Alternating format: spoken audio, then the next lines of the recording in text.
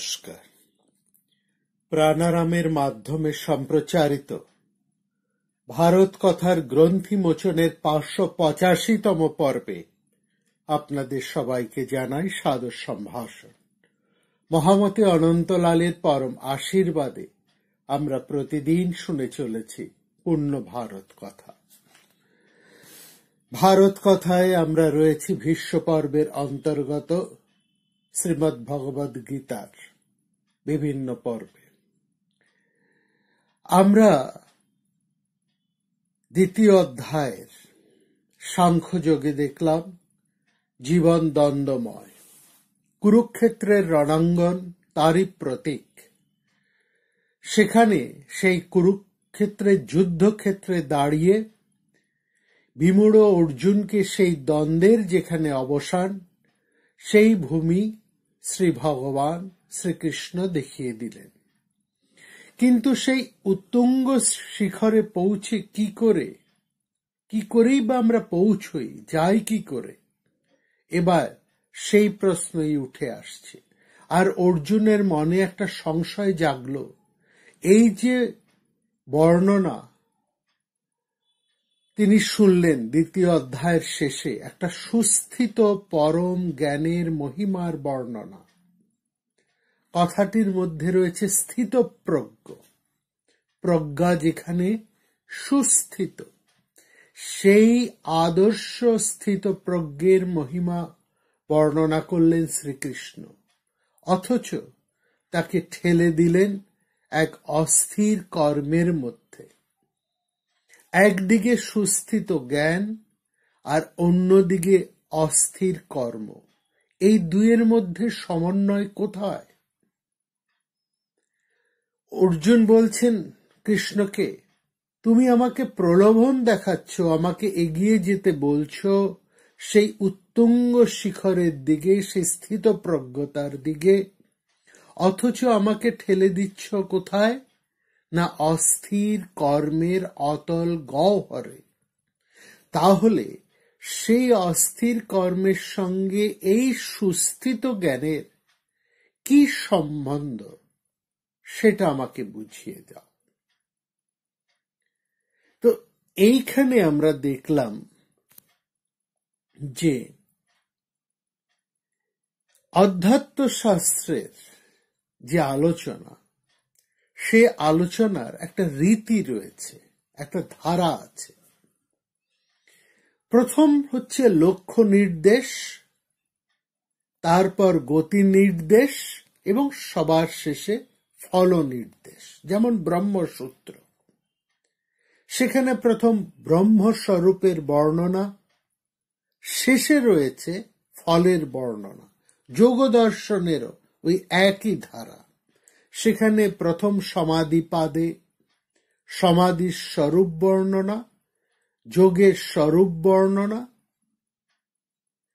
আগে যোগের স্বরূপ বর্ণনা শুনে কি হবে?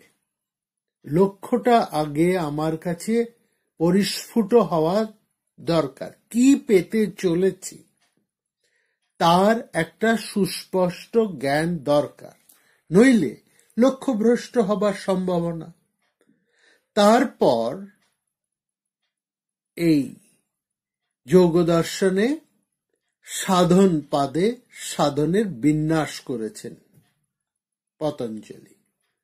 সবার শেষে কৈবল্য পাদে মুক্তিরূপ ফলের বর্ণনা। সব জায়গায় এই রীতি। আমাদের সন্ধ্যা বন্দন যে প্রতিদিনের, সেখানেই আমরা কি করি? প্রথমেই আমরা আচমনের মন্ত্রে তদ বিষ্ণু পরমপদম বলে আমরা লক্ষ্য নির্দেশ করি। আমাদের লক্ষ্য হচ্ছে সেই বিষ্ণুর পরম পদ। তারপরে অন্য প্রাণায়াম, মার্জনা ইত্যাদি নানা রকম ক্রিয়ার মধ্যে দিয়ে নিজেকে শুদ্ধ করতে করতে শেষে সেই চরম লক্ষ্যে গিয়ে আমরা পৌঁছই। দ্বিতীয় অধ্যায়ে ঠিক লক্ষ্য করুন, আত্মস্বরূপ লাভ রূপ লক্ষ্য নির্দেশ প্রথমেই করা হচ্ছে। সেখানে প্রথমে বলছেন কি শেখাচ্ছেন দ্বিতীয় অধ্যায়, সমত্ব বুদ্ধিতে প্রতিষ্ঠিত হওয়ার কথা। বলছেন যে সমত্ব বুদ্ধিতে প্রতিষ্ঠিত যোগী যিনি, তিনি এই জীবনে পুণ্য এবং পাপ থেকে সমানভাবেই মুক্ত হন। অতএব অর্জুন, তুমি সম্পূর্ণ রূপে এই যোগে আত্মনিয়োগ করো। যোগী কর্মের দক্ষতা নিয়ে আসে। বুদ্ধিযুক্ত জাহাতীয় উভে সুকৃতে দুষ্কৃতে তস্মাদ যোগায় যুজস্য যোগঃ কর্মসু কৌশলম। সংক্ষিপ্ত অথচ একেবারে পরিষ্কার। বুদ্ধিযুক্ত জাহাতীহ উভে সুকৃতে দুষ্কৃতে। আমাদের নিম্নতর জীবনে আমরা যে সমস্ত কাজ করছি সেই সব ভালো মন্দ, সুকৃত এবং দুষ্কৃত কাজগুলোর মধ্যে একটা দ্বৈত ভাব রয়েছে, একটা দ্বন্দ্ব আছে। কিন্তু যখন আমরা বুদ্ধিস্তরে উঠি, বুদ্ধিস্তরে যখন একজন সাধক উঠতে পারে, তখন সেই দ্বন্দ্বের পারে চলে যেতে পারে। বুদ্ধিযুক্ত যাহাতি ইহে উভে সুকৃত দুষ্কৃত। সেই জন্যই কি যোগায় যুজস্ব, এই যোগের দর্শন এবং কৌশলের সাথে যুক্ত হবার কথা বলা হচ্ছে। সমস্ত মন অন্তর দিয়ে এই যোগে প্রতিষ্ঠিত হবার কথা বলা হচ্ছে। এই যোগটা কি না, একেবারে শ্লোকের শেষে বলা হয়েছে যোগ কর্মসু কৌশলম। যোগ হলো কর্মদক্ষতা এবং তৎপরতা। কাজ করছি, খুব ভালো কাজ। এ কাজ যেমন সাংসারিক কল্যাণ সাধনের উপায়, তেমনি নিজের চারিত্রিক এবং আন্তর এই দুটোরই উন্নয়নের শিক্ষাও বটে। এটাই হচ্ছে গীতার শিক্ষার বৈশিষ্ট্য। এখানে আধ্যাত্মিকতাকে কাজের দক্ষতা রূপে সংজ্ঞায়িত করা হয়েছে। বাহ্য জগতের কর্মদক্ষতার সঙ্গে একই সাথে আন্তর্জগতের আধ্যাত্মিক উৎকর্ষের একটা সমবায়, একটা সংযোগ, এটা একমাত্র এই ভারতবর্ষে আমরা পাই। দক্ষতা একটা বড় কথা, এবং আধুনিক পৃথিবীতে অন্যান্য সভ্যতা এটা একটা বিশেষত্ব। সবকিছুতেই দক্ষতা চাই। দক্ষ যন্ত্র, দক্ষ কর্মী, দক্ষ ম্যানেজার, দক্ষ ডাক্তার, দক্ষ নার্স, সবকিছুই আমাদের একেবারে দক্ষ লোক চাই, প্রফেশনাল লোক চাই।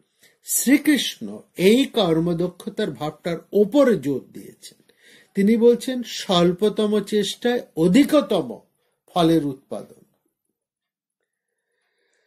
বলছেন আমাদের এই গীতার যদি আমরা ধরি, আমাদের এই সভ্যতার আজকের দিনের এর খুব বিশেষ গুরুত্ব রয়েছে। কাজে দক্ষতার দু রকমের স্তর থাকে। আমরা যখন কাজ করি তখন আমার পারিপার্শ্বিক জগতেও কিছু পরিবর্তন আমরা নিয়ে আসি, কাজ সেই পরিবর্তন নিয়ে আসে। আমরা যাই করি না কেন তাতে এই সংসারের একটা পরিবর্তন ঘটে। এই যা কিছু হচ্ছে তার এত যে পরিবর্তন হচ্ছে তার কিছুটা ভালো, কখনো তার ভালো হচ্ছে, কখনো তার মন্দ হচ্ছে। এটা হচ্ছে কাজের একটা ফল। আমাদের কাজের ফলে পারিপার্শ্বিক শক্তিগুলোর পারস্পরিক অনুপাত পাল্টে যাচ্ছে। শ্রীকৃষ্ণ এই দ্বিতীয় দিকটার দিকে বলছেন যে দেখো, কর্মদক্ষতার সঙ্গে যে পাল্টাচ্ছে সেখানে তোমার মানসিক পরিবর্তন কি কিছু হচ্ছে? এই কাজের ফলে তোমার মানসিক উন্নতি কিছু হয়েছে কি? মন কি আরো উন্নত, শুদ্ধ, উদার হয়েছে? বাইরের তো পরিবর্তন হয়েছে, কিন্তু তোমার ভেতরে তুমি কি আগের থেকে আরো উন্নত হয়েছ, আরো শুদ্ধ হয়েছ, উদার হয়েছ? কাজের ফলে তোমার সত্য প্রকৃতি, তোমার যে নেচার, সেটাকে কি তুমি ঠিকভাবে উপলব্ধি করতে পেরেছ? সেটা যদি পেরে থাকো তাহলে তোমার দক্ষতা একটা দ্বিতীয় মাত্রা লাভ করেছে। কর্মদক্ষতা হচ্ছে প্রথম ধরনের দক্ষতা। ভালো কর্মী, একটা হেলদি কর্মী, দক্ষ কৃষক, দক্ষ ফ্যাক্টরি লেবার, দক্ষ ম্যানেজার, দক্ষ প্রফেশনাল কাজের লোক, সবাই নিজের নিজের দায়িত্ব সম্পাদনে অবশ্যই দক্ষ হতে হবে। এটা দক্ষতার প্রাথমিক দিক। কিন্তু দ্বিতীয় যেটার উপরে শ্রীকৃষ্ণ জোর দিচ্ছেন সেটা কিন্তু উপেক্ষিত। এই প্রশ্ন করছেন যে এত কর্মদক্ষতার ফলে তোমাদের কি হলো? তোমাদের কি কোনো আধ্যাত্মিক উন্নতি হয়েছে? তুমি কি কিছু বিশেষ উপলব্ধি করছো? তোমার দেহ মন সংঘাতের এবং আকর্ষণের ও চাপের উপরে যেতে পারছে? তুমি নিজের অন্তরকে কি শান্ত করতে পেরেছো? তুমি কি নিজে স্থির হতে পেরেছো? এইটা যদি না করতে পারো তাহলে ওই যা দক্ষতা, বাইরের দক্ষতা, সেটা সাময়িক। সেই সাময়িক দক্ষতা কিন্তু একজন দক্ষ কর্মীকে দীর্ঘ সময় শেষ পর্যন্ত কিন্তু তাকে সুখী করে না। সে এত দক্ষ হওয়া সত্ত্বেও, কাজের এত চূড়ান্ত জায়গায় গিয়ে পৌঁছানোর পরেও কিন্তু সে ডিপ্রেশনে ভোগে। সে একজন ভগ্ন হৃদয় ব্যক্তিতে পরিণত হচ্ছে। সে প্রচুর বেতন পাচ্ছে, প্রচুর টাকা পয়সা দিয়ে জাগন্তব্য সুখ স্বাচ্ছন্দ্য ছাড়া তার তো আর কোনো লাভ হচ্ছে না। তার অন্তর্জীবনের কোনো পরিবর্তন ঘটছে না। তার জীবন শান্ত সাফল্যমণ্ডিত হচ্ছে না। তার অন্তরের ব্যক্তিক এবং চারিত্রিক দক্ষতা কিন্তু বাড়ছে না। এইটা যখন বাড়ছে না, ফলে তার মধ্যে কিন্তু শান্তি আসছে না, স্থৈর্য আসছে না, সে আনন্দ পাচ্ছে না। এইটা কিন্তু বিশেষ দরকার। এটা হচ্ছে না বলেই এই দ্বিতীয় দক্ষতাটা, চারিত্রিক ব্যক্তিক দক্ষতা, সে লাভ করছে না বলেই মানুষ দিন দিন ক্ষুদ্র থেকে ক্ষুদ্রতর হচ্ছে। অধিকতর মানসিক দুঃখ, কষ্টে, অপূর্ণতা এবং অনেক সময় সে সুইসাইড করছে, আত্মহননাত্মক প্রবণতার শিকার হচ্ছে। এই সবটা হচ্ছে প্রযুক্তি সর্বস্ব দক্ষতা। একটা মানুষ পরিবেশের জন্তুতে পরিণত হচ্ছে, একটা ক্রিয়েচারের মতন হয়ে যাচ্ছে। কারণ দক্ষতার এই যে দ্বিতীয় মাত্রাটা, সেটাকে মানুষ গ্রহণ করছে না, উপেক্ষা করছে। গীতা বলছে দ্বিতীয় মাত্রার দিকে যত্ন নিতে। কর্মক্ষেত্রে যাই হোক না কেন, তোমার দক্ষ সমষ্টি কর্ম দেখিয়ে কাজের সঙ্গে তুমি সমাজের অনেক আশীর্বাদ বহন করে আনতে পারো, কিন্তু সেই সঙ্গে তোমার অন্তর্জীবনও গুণগতভাবে যদি সমৃদ্ধ হয় এবং তবেই তুমি আনন্দে, শান্তিতে, প্রেমে, মানব হিতৈষণা তুমি পরিপূর্ণ হতে পারবে। এটা হলো আধ্যাত্মিক উন্নতি। এইটা হচ্ছে জীবনের একটা গুণগত সমৃদ্ধি। এই গুণগত সমৃদ্ধির বা গুণগত আদর্শের প্রয়োজন রয়েছে মানবিক স্তরের ক্রমবিকাশে অগ্রগতিকে প্রতিভাত করার জন্য। না হলে বিলাসিতার মাত্রা ছাপিয়ে উন্মত্ত ভোগবাদে আমরা দিন দিন কিন্তু দরিদ্র হয়েই পড়ব। সেই জন্য বলছেন যে মানুষের ভবিষ্যৎ হলো অধিকতর সাফল্য, তা বাইরের জন্য, ভেতরের জন্য। শ্রীকৃষ্ণ এইটাই বুঝেছেন, কারণ তিনি নিজে একজন বিরাট কর্মকুশলী। সেই জন্য তিনি বলছেন যে দক্ষতার দুটো মাত্রাকে, অন্তর এবং বাহির দুদিকের মাত্রাকেই তোমাকে সমানভাবে গুরুত্ব দিয়ে বাড়িয়ে যেতে হবে। যেমন বাইরের দক্ষতা তুমি বাড়াবে, সেই সঙ্গে অন্তর দক্ষতা, ব্যক্তিত্বের দক্ষতা এবং অন্তর দক্ষতা, এই দুটোই বিশেষভাবে প্রয়োজন। সেটা কি জন্য? সেই জন্যই তিনি বলছেন যোগ কর্মসু কৌশলম। এটা হচ্ছে আধ্যাত্মিক জীবনের এক অনন্য ধরনের সংজ্ঞা, যা মানুষের সাংসারিক জীবনের বিরোধী নয়, অথচ দুটো জীবনকে মিলিয়ে নিয়ে চলে। গীতার যোগ মানব জীবনের দুটো মাত্রাকে, বাহ্য জীবন এবং তার আন্তর্জীবন, দুটোকে মিলিয়ে নিয়ে কাজ করে। বাহ্য জীবন হলো কাজের, আর আন্তর্জীবন হলো আন্তরিক উৎকর্ষ সাধনের। গীতা মানুষের ধর্মনিরপেক্ষ জীবন ও ধর্মজীবনের মধ্যে একটা বিরাট কোনো ব্যবধান আছে বলে মনে করে না। এখানে দুটো মনকেই, দুটো জীবনকেই এক করে দেখে। সেই জন্য কৃষ্ণ বলছেন যোগী হও, সবাইকে বলছেন যোগী হও। যোগী হওয়া মানে এক বিশেষ ধরনের মন হওয়া, মনকে, হৃদয়কে গড়ে তোলা, বাইরের সাথে সাথে অন্তরস্থ দিব্য স্ফুলিঙ্গকে প্রকাশ করা। এই দুটো ভাবেই, বাহ্যিক এবং আন্তরিক দুদিক দিয়েই সমান্তরাল উন্নয়নের সাধনা চালাতে হবে। বাহ্য জগতে সামাজিক কল্যাণ উন্নয়ন, আর অন্তর্জগতে আধ্যাত্মিক উৎকর্ষ এবং তার পরিপূর্ণতা। এই হচ্ছে শ্রীকৃষ্ণের মূল কথা। এইখানেই বলছেন তিনি যোগসু কর্মসু, যোগ কর্মসু কৌশলম। এইভাবে কিভাবে কাজ করবে, অর্থাৎ বাইরের উন্নতি নয়, তার সঙ্গে সঙ্গে নিজের অন্তরের উন্নতিও। তার এই যোগের মাধ্যমে একজন মানুষ উপলব্ধি করতে পারে তার নিজের সত্য স্বরূপকে। কিরকম, কি চমৎকার ভাব!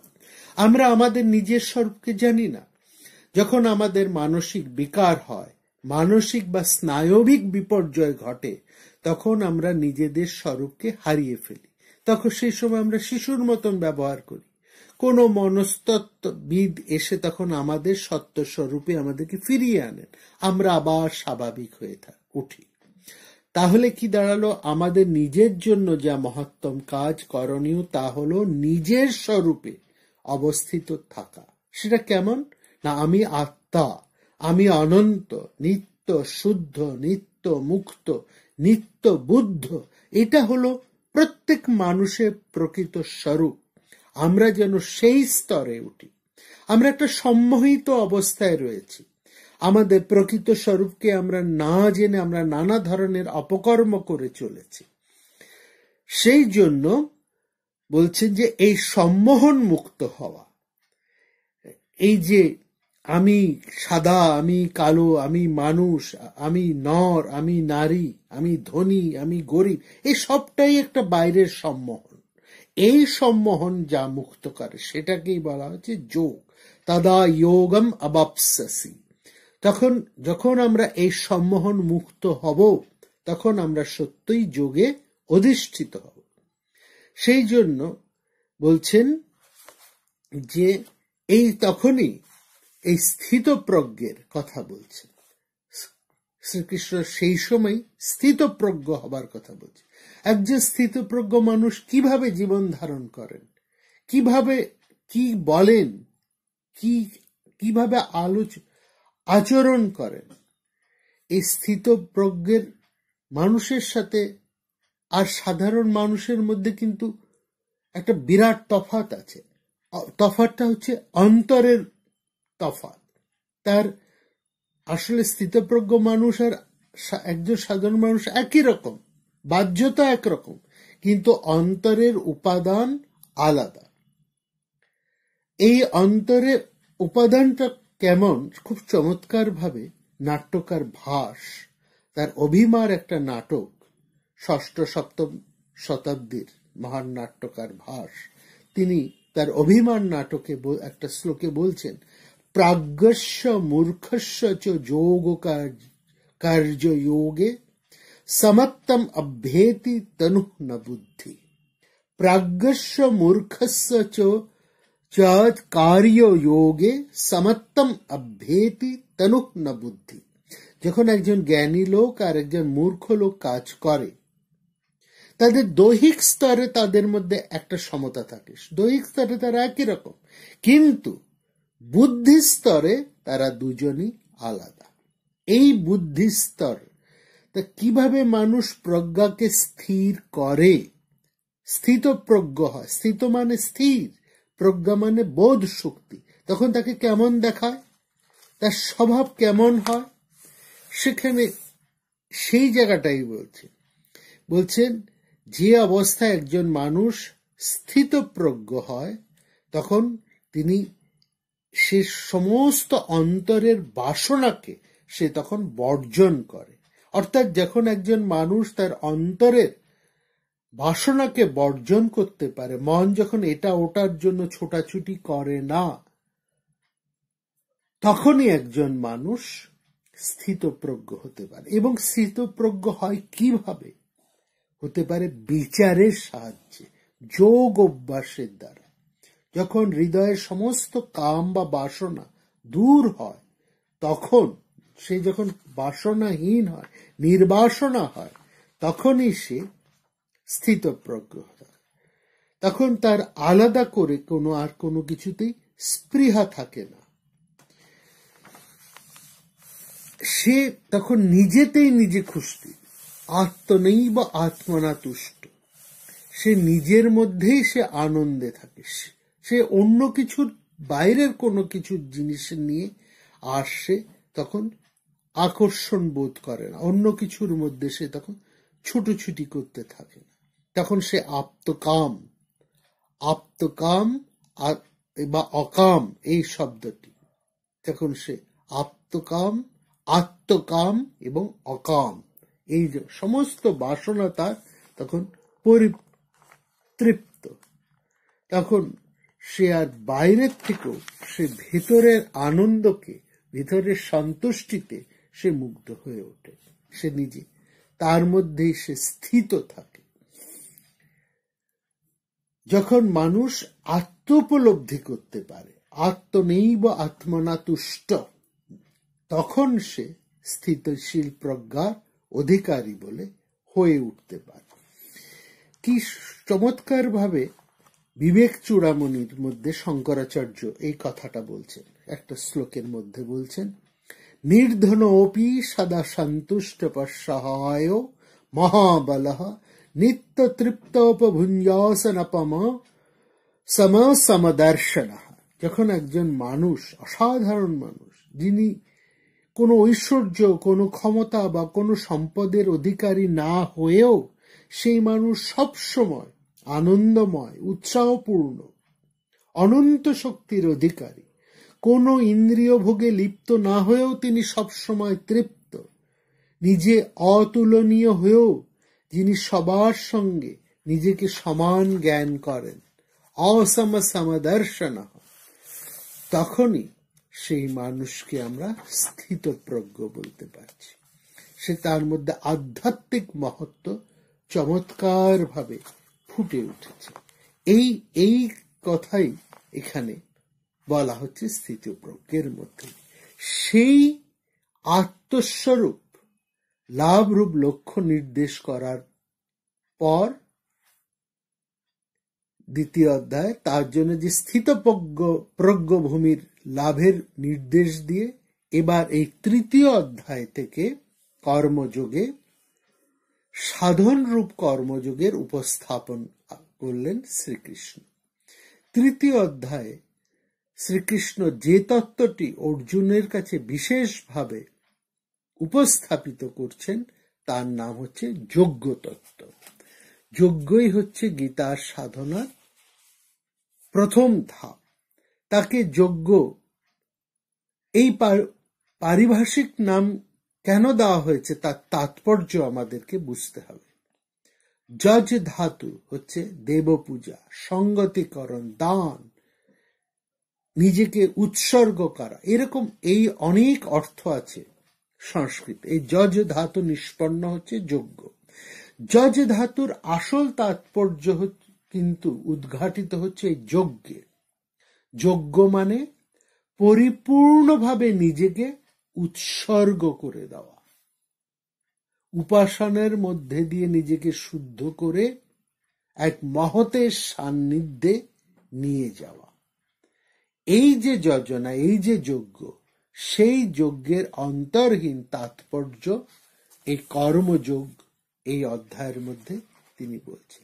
কিন্তু সেখানে বলতে গিয়েই শ্রীকৃষ্ণ যে ভাবটিকে খুব পরিষ্কার করে তুলছেন, সেখানে তিনি প্রথমেই বলছেন যে দেখো, কাজ না করে কেউ নৈষ্কর্ম বা নিষ্ক্রিয় হয়ে থাকতে পারে না। কর্ম ত্যাগ করে কেউ কখনোই পূর্ণতা অর্জন করতে পারে না। এটা একটা খুব সহজ কথা। না কর্মণম অনারম্ভাৎ নৈষ্কর্মং পুরুষস্নুতে। প্রকৃত নৈষ্কর্ম, নিষ্ক্রিয়তা কাজ না করে কিন্তু অর্জন করা যায় না।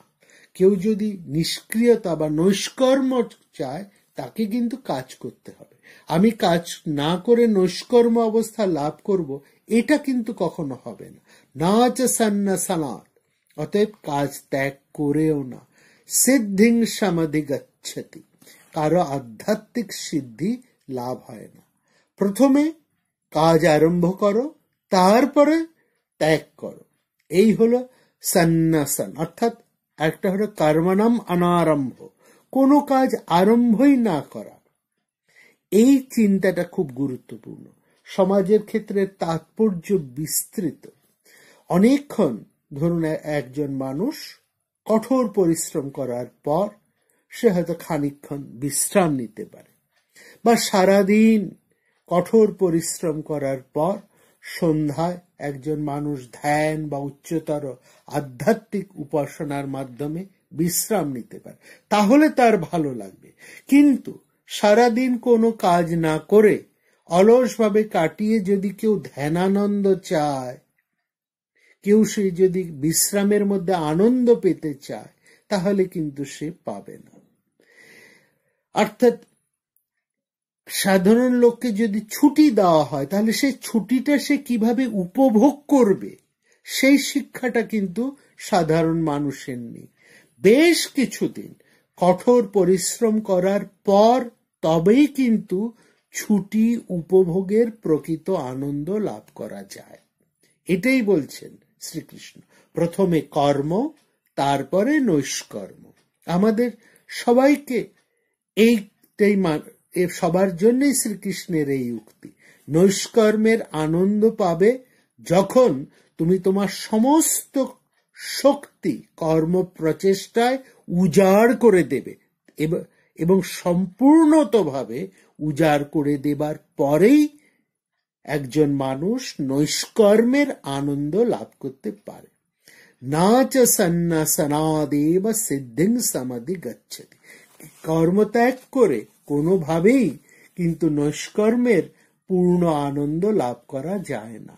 সেটাই হচ্ছে, এই কর্মতত্ত্বটাই হচ্ছে কিন্তু জ্ঞানের একটা বিপুল, এবং কর্মের গতি প্রকৃতি রহস্যময়, দুর্গেয়। সেই জন্য শ্রীকৃষ্ণ বলছেন গহনা কর্মণা গতি, গহনা কর্মণা গতি। কর্মের তত্ত্ব রহস্যময়, দুর্গেয়। কাজ না করে কেউ ক্ষণকালের জন্য বসে থাকতে পারে না, কিন্তু কাজটা করতে হবে কিভাবে সেটাই বলছে। যে মানুষ, এখানে শ্রীকৃষ্ণ একজন সাবধান বাণী উচ্চারণ করে বলছে, এই যে কেউ যদি বলেন যে আমি কাজ করব না, অথচ মনে মনে সে কিন্তু ইন্দ্রিয়ের সাধনা করে চলেছে, তাহলে সে কি না, সে হিপোক্রেটিক, সে মিথ্যাচারী। সমস্ত কর্মেন্দ্রগুলোকে সংযত করে কর্মেন্দ্রিয়ানি সংযম ইয়াস্তে মনসা স্মরণ, কিন্তু মনে মনে সবসময় ইন্দ্রিয়ের বিষয় নিয়ে সে চিন্তা করছে, সে হচ্ছে মিথ্যাচারী, সে হচ্ছে হিপোক্রেট। সেই জন্য বলছে যে তুমি তোমার মিথ্যাচারী কেন তুমি হতে যাবে? তুমি কাজ করো, কাজ করবার পরে তারপরে কাজের অবসরে তুমি বিশ্রাম নাও। ওই বিশ্রামের মধ্যেই তুমি নৈষ্কর্মের আনন্দ পাবে। এইভাবে আস্তে আস্তে বলছেন কিভাবে কর্মের কাজ হচ্ছে, এখানে খুব চমৎকার করে শ্রীকৃষ্ণ বলছেন, সেই তিনি শ্রেষ্ঠ হন সবিশিষ্টতে। কে না? ইন্দ্রিয়ানি মনসা সংযম, যিনি মনের সাহায্যে কর্ম ইন্দ্রিয়গুলোকে সংযত রাখেন। আরভতে অর্জুন কর্মেন্দ্রিয় কর্মযোগম, অর্জুন তুমি কর্মেন্দ্রিয়ের দ্বারা কর্মযোগ আচরণে মাধ্যমে কর্মেন্দ্রগুলোকে সংযত রাখো, সংযত করে রাখো। এখানে বলছেন কি? বলছে মনের দ্বারা, মনোভাব নিয়ে তুমি কর্মযোগ আচরণ করো। কর্মযোগ অর্থাৎ যে মনকে সংযত করে, এই সমস্ত ইন্দ্রিয়কে সংযত করে কাজ করে, সেই হচ্ছে আসলে কর্মযোগী। সে একজন বিশিষ্ট। প্রত্যেকের উচিত হচ্ছে এই শিক্ষাটা নিয়ে তার মনটাকে সংযত করে কর্মের মধ্যে কাজ করা। এবং কাজটা কেমন করতে হবে না? যোগ্য বুদ্ধিতে তোমাকে কাজ করতে হবে। যোগ্য বুদ্ধি মানে নিজেকে উৎসর্গ করা। এই যে কাজ করছো, এই কাজ আমার নিজের জন্য নয়। বলছে তদর্থম কর্ম কৌন্ত, তোমার কাজগুলো তুমি যোগ্য বুদ্ধিতে করো, মুক্ত সঙ্গ সমাচার, ওই কাজ অনাসক্ত হয়ে করো, তাহলে তুমি কর্মপাশে আবদ্ধ হবে না। এটাই হচ্ছে যোগ্য তত্ত্বের মূল কথা। প্রথমে দাও, যা আছে তোমার তুমি দান করো, যা আছে তোমার সবকিছুই তুমি অন্যের জন্য দাও।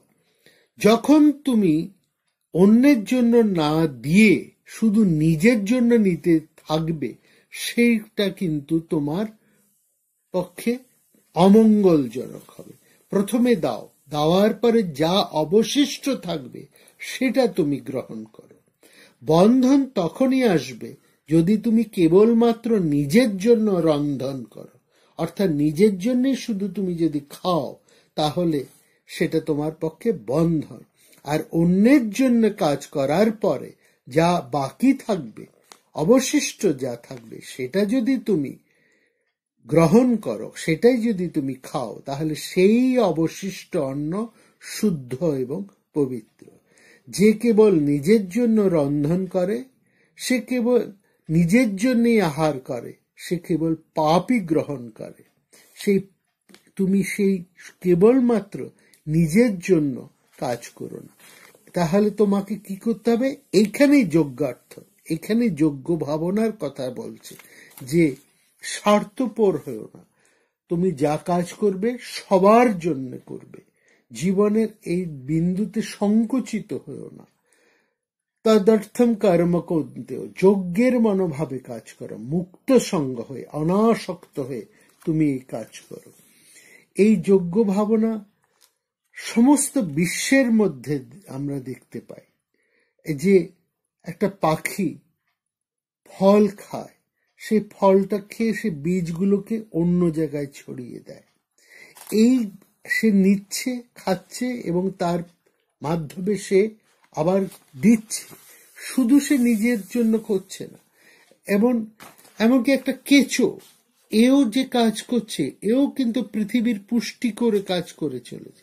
সুতরাং সমস্ত কাজ তুমি করবে একটা বিশাল দৃষ্টিভঙ্গি দিয়ে, একটা যোগ্য ভাবনায় আপ্লুত হয়ে। অর্থাৎ কেবলমাত্র নিজের জন্য কাজ নয়, তোমার কাজের মধ্যে দিয়ে সমস্ত সংসারের প্রত্যেকের জন্য থাকবে, কাজ করবে। সেইটাই হচ্ছে কাজের বা কর্মের মূল তাৎপর্য বা মূল সাধনা। এবং সেখানে আবার বলছেন, খুব চমৎকার করে এখানে বলছেন যে তুমি যদি যা নেবে তার অংশ তুমি আবার পৃথিবীকে ফিরিয়ে দেবে। তুমি যদি এভাবে না দাও, তুমি কেবলই মাত্র নিয়ে যাও, অথচ অন্যের যে ভাগ, অন্যের যেখানে অধিকার, সেই ভাগ তা যদি তুমি ফিরিয়ে না দাও, তাহলে তুমি সে চোর। তাহলে তোমাকে গীতা বলছে, শ্রীকৃষ্ণ বলছে, তাহলে তুমি চোর। ভুঙ্গতে, যে না দিয়ে শুধু খায়, স্তেন হয়ে বসে, সে চোর হয়ে থাকবে। অর্থাৎ যা কিছু তুমি এই বিশ্ব থেকে নেবে, ঠিক ততখানি তুমি আবার এই বিশ্বকে ফিরিয়ে দেবে। সেই জন্যেই এই যজ্ঞের ভাবনাটা এখানে খুব বিশালভাবে বলছে, যা কিছু তুমি সবাইকে দিয়ে অবশিষ্ট যেটা নাও, যজ্ঞে আহুতি দেবার পরে যা পড়ে থাকে সেটাকে বলা হচ্ছে যজ্ঞাশিষ্ট। এই যজ্ঞাশিষ্টের অপর নাম হচ্ছে প্রসাদ। প্রসাদ সেটা হচ্ছে পবিত্র। যেই মুহূর্তে তা প্রসাদ হচ্ছে তখনই তা পবিত্র হয়ে যাচ্ছে। যা প্রসাদ নয় তা কিন্তু শরীরের পক্ষে তা উন্নতি ঘটায় না। সমাজে বাস করতে গেলেও আমরা যে রোজগার করি, সেই রোজগারের থেকে আমরা ট্যাক্স দিই, কর দিই। বাকি আমার সম্পদ কেবল আমি ভোগ করি না, অন্যের কেউ আমরা সেখানে অংশ, অন্যের যে অংশ সেই অন্যের অংশকেও আমরা দিই ট্যাক্সের মাধ্যমে, করের মাধ্যমে। এই মূল্যটা যদি না দিই তাহলে সমাজে শান্তি শৃঙ্খলা বজায় থাকে না। এই স্থিতিশীল সমাজ গড়তে হলে আমাদের যে মূল্য দিতে হয় সেটাকেই বলা হচ্ছে কর। যারা কর ফাঁকি দেয় নানা কৌশলে, তারা কিন্তু নাগরিক নয়, তারা জাতির মধ্যে আছে, অথচ তারা জাতির অঙ্গ নয়, জাতির জন্যও নয়। সুশৃঙ্খল সমাজে বাস করার তারা উপযুক্ত নয়। তারা যে তাদের মনের মধ্যে কোনো সহানুভূতি নেই, তাদের মধ্যে সবসময় যেটা রয়েছে কিল্লিশ, মানে পাপ বা অশুভ। এর ফলেই বলছেন যে ভুঞ্জতে তে তঘং পাপা যে পচন্তি আত্মকারণাৎ, যে কেবল নিজের জন্যই পাক করে এবং অন্যের কথা না ভেবে আলাদা করে শুধু নিজে খায়, তাহলে সে পাপান্নই সে খায়। এই জন্য বারবার বলা হচ্ছে যে তুমি যা পাবে সবার সঙ্গে তা ভাগ করে, সবার সঙ্গে ভোগ করে খাবে। প্রথমেই কর্মের কিভাবে কাজ করবে তার কথা বলা হলো। এবার তারপরে বলা হলো যে কাজ তুমি করবে সেই কাজের মধ্যে যা তুমি পাবে সেটা তুমি সবার সঙ্গে ভাগ করে নেবে। এই জন্য বলছে কর্মণ্যৈব হি সংসিদ্ধিম আস্থিতা জনকাদয়, মানে কর্ম ত্যাগ না করে জনকের মতন রাজাও সংসিদ্ধি অর্থাৎ পূর্ণতা অর্জন করেছিলেন কাজের মধ্যে থেকে। লোক সংগ্রহম ইবাপি সংস্পর্শম কর্তুম অর্হসি, মানব সমাজের স্থিতিশীলতাকে সুদৃঢ় করার জন্য। আমার মধ্যে কোনো বাসনা নেই, কিন্তু বাসনা না থাকলেও সবার জন্য আমাকে কাজ করতে হবে। মানব সমাজের স্থিতিশীলতার জন্যই আমাদের পরস্পরের জন্য চিন্তা করতে হবে, প্রত্যেকের কল্যাণে কাজ করতে হবে। সংসারে আমাদের যত সমস্যা রয়েছে সেই সমস্যা আমরা সবার সঙ্গে ভাগ করে নেব, অন্যের প্রতি সহানুভূতি সেখানে দেখাবো এবং সেখানে আমরা কাজ করে যাব।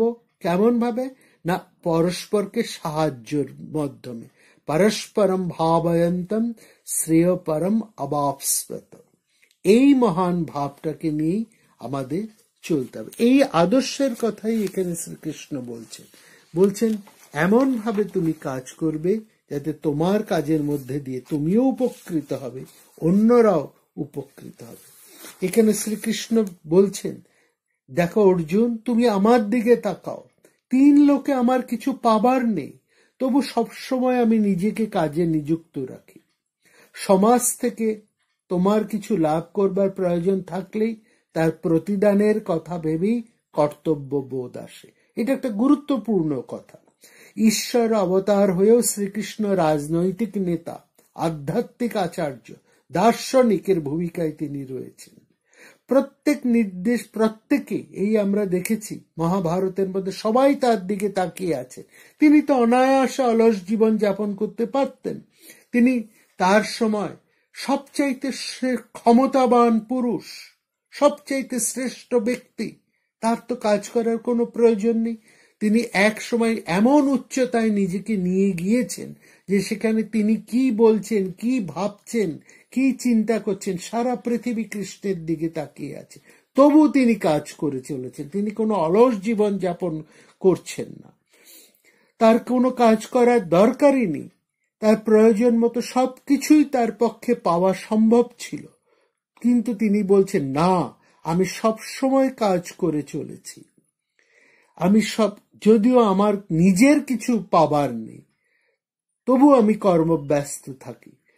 তিনি সেই দ্বারকা থেকে দিল্লিতে কতবার তিনি আসা যাওয়া করছেন, হস্তিনাপুরে, দ্বারকা থেকে হস্তিনাপুর, সারা ভারতবর্ষের সমস্ত রাজনৈতিক শক্তির দিকে তিনি তাকিয়ে আছেন, সব যেখানে অন্যায় সেখানেই তিনি প্রতিবাদ করছেন, যেখানেই একজন অন্যায়ী রাজা, অত্যাচারী রাজা বসছে, তিনি সেখানেই গিয়েই সেখানকার মানুষদেরকে তিনি মুক্ত করছেন অন্যায় থেকে। তিনি কত দূরে দূরে ছুটে বেড়াচ্ছেন, একেবারে রাজস্থানের মরুভূমি পার হয়ে বিহার মগধ পার হয়ে যাচ্ছেন। মহাভারতের উদ্যোগ পর্বে দেখুন, তিনি যাচ্ছেন পাণ্ডবদের দূত হয়ে কৌরবদের কাছে দুই গোষ্ঠীর মধ্যে শান্তি স্থাপনের জন্য, যুদ্ধ দূর করার জন্য কৌরবদের কাছে প্রার্থনা করছেন, পাণ্ডবদের অর্ধেক রাজ্য ফিরিয়ে দাও, অন্তত 5টা গ্রাম দেখার জন্য।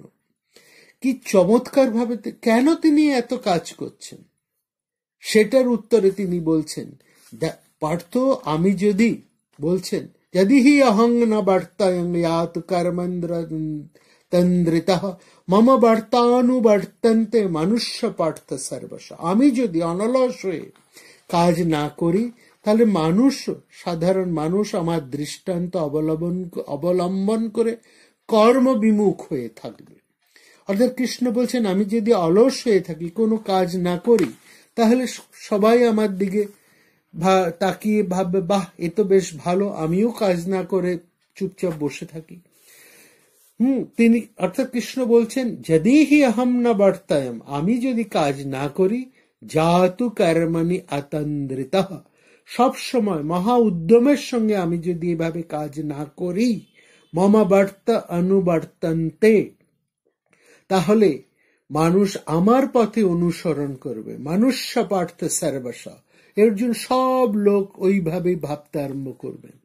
তাতে কি হবে না, তারা কষ্ট পাবে। যাদের কাজ করা দরকার, রোজগার করা দরকার, তারা যদি কাজ না করে তাহলে তাদের জীবনকে তারা ধ্বংসের পথের দিকে চালিয়ে যাবে। এবং সেক্ষেত্রে শ্রীকৃষ্ণ একটা অশুভ দৃষ্টান্ত স্থাপন করে তিনি মানুষের শত্রুর বলে পরিগণিত হবে। হ্যাঁ, দেখুন, একটা সংসারে পিতা এবং তার শিশু, পিতাকে কিন্তু খেলতে হয় না, তার খেলার প্রয়োজন নাই, কিন্তু সে শিশুদেরকে উৎসাহ দেবার জন্য সেই পিতা শিশুদের সাথে খেলায় যোগ দেন। মাও ঠিক সেরকম, তাদের অন্য কাজ আছে, তারা সেই অন্য কাজ ফেলে শিশুদের সাথে খেলা করেন, গল্প করেন, আসলে শিশুদেরকে এই কাজের মধ্যে ব্যস্ত রাখার জন্য। পিতা ইচ্ছে করলে সেই সময় না খেলে সে বিশ্রাম করতে পারেন, তার সেই সময় কাজ না করলেও চলবে, কিন্তু শিশু যাতে অলস না হয়ে পড়ে, তার মধ্যে যাতে উৎসাহ থাকে, আনন্দ থাকে, সেই জন্য পিতামাতা তার সঙ্গে খেলছেন, তার সঙ্গে সময় কাটাচ্ছেন। ঠিক কৃষ্ণের মতন একজন মানুষ যার এসবের কোনো প্রয়োজন নেই, তিনি বলছেন, আমার দৃষ্টান্ত দেখো, আমি কঠোর পরিশ্রম করছি, আমি যদি অলস হই তাহলে মানুষ কষ্ট পাবে।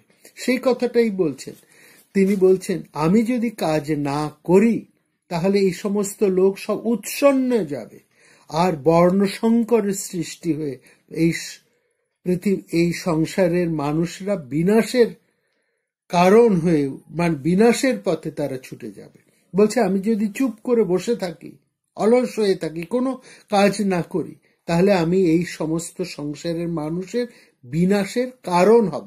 উৎসিদেয় ইমে লোকা সংকরস্য চ কর্তাসম উপমন্যহামিম প্রজা, আমি সমাজে বিশৃঙ্খলার এবং মানুষের সাফল্য লাভের বিনাশের হেতু বা কারণ হয়ে দাঁড়াবো, কারণ লোকে তো আমাকে দেখেই ফলো করবে, অর্থাৎ সংসারে বড় মানুষকেই সবাই ফলো করে।